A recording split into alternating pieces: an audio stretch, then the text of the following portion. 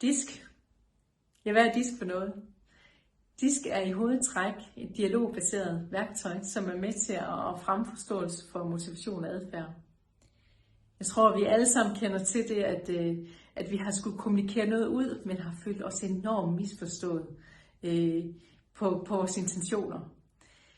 Og så er det typisk, fordi vi har mødt vores modsætning i en disk adfærdsprofil.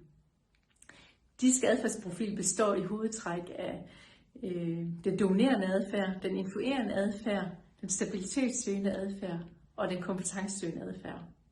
På Dage med Disk, der dykker vi rigtig meget ned i, hvad der kendetegner de forskellige adfærdsprofiler. Hvad er det, der motiverer, og hvad er det, der demotiverer?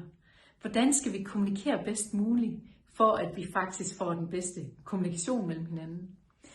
Hvad er det, vi skal udvikle på? Og hvad er det, vi selv skal være opmærksom på i vores egen adfærdsprofil?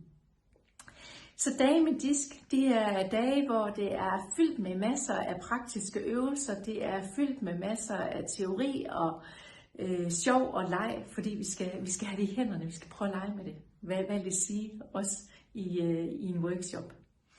Så vi kan bruge det, når vi kommer ud i hverdagslivet.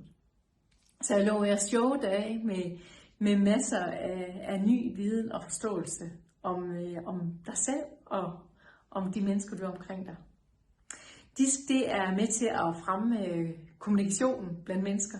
Det øger trivsel. Det er med til at skabe bedre arbejdsmiljø og sandelig også bedre salgsresultater. Så what's not to like? Så er du blevet nysgerrig, så tag fat i mig. Lad os snakke om, hvad er det dine medarbejdere, din organisation, din virksomhed har brug for. Og så skræddersyr vi dagen lige præcis til jer. Jeg glæder mig til at høre fra dig.